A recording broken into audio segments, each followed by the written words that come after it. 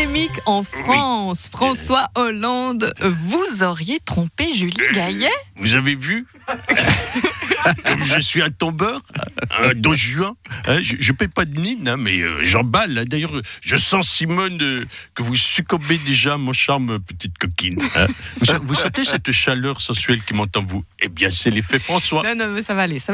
L'école vaudoise est au bord de la crise d'angoisse. Danny Boone, vous êtes enseignant à Écublanc. Oh là là, mais qu'est-ce qui a changé depuis le Covid ? Ça va ? Tout va bien. Ça va pas. On nous demande toujours plus. On doit désinfecter les classes. Mais on n'est pas des nettoyeurs. Alors, on doit passer à l'enseignement à distance. Mais on n'est pas informaticien. On doit ouvrir les fenêtres chaque 45 minutes. Mais on n'est pas vitrier. On doit remplacer les autres profs. Mais on n'est pas enseignant. C'est vivement les vacances d'été. Dans ses mémoires, Barack Obama déclare que Nicolas Sarkozy était un nain qui bombait le torse et en plus... Excusez-moi, Madame Simone, mais qu'est-ce qu'il a dit, le grand dada de la Maison Blanche ? Non, mais c'est pas méchant, Monsieur Sarkozy. À un moment, il dit, je cite, il mesurait à peu près 1m66, mais portait des talonnettes pour se grandir. On aurait dit un personnage sorti d'un tableau de Toulouse-Lautrec. Quel toupet quand même, alors que je suis pas du tout de Toulouse, moi je suis de Paris. Puis c'est pas des talonnettes, c'est des renforts parce que j'ai les pieds plats. Non mais faut pas le prendre mal. Mais attends, il dit quoi encore de sympa sur moi, Ray Charles ? En mouvement perpétuel, sa poitrine bombée comme celle d'un coq-nain. Dès lors qu'il s'agissait de stratégie politique, il n'hésitait pas à faire de grands écarts, souvent poussés par les gros titres ou l'opportunisme politique. Mais vous savez quoi, Simone ? Vous savez quoi ? Moi, je le trouve pas si mal que ça, Donald Trump.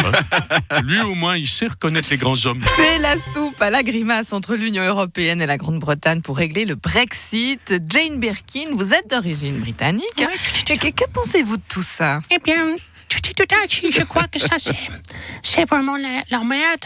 Et je j'étais moi non plus. Et d'un côté comme de l'autre, ça fait, je sais pas, boum, plop. Oui. Merci pour cette analyse, Jane. Je t'en ai pris, Simone. J'espère que c'était pas trop technique pour toi. De faux profils Facebook font de la promotion pour le PLR d'Yverdon. Bonjour, c'est Darius. Je ne suis pour rien dans ces faux profils. La bagarre juridique entre Oriane et Phil Collins est à son comble. En résumé, elle lui a vidé ses bourses pour se regonfler les siennes. C'est vrai, je m'excuse. Genève et Zurich sont classées dans les 10 villes les plus chères du monde. C'est pour ça qu'on reste à Lausanne.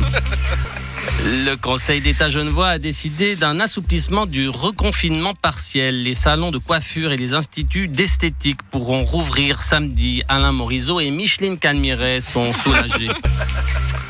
Dans l'affaire de harcèlement qui la concerne, la SSR confie son introspection à un cabinet externe, le cabinet Strauss-Kahn, Ramadan et Weinstein.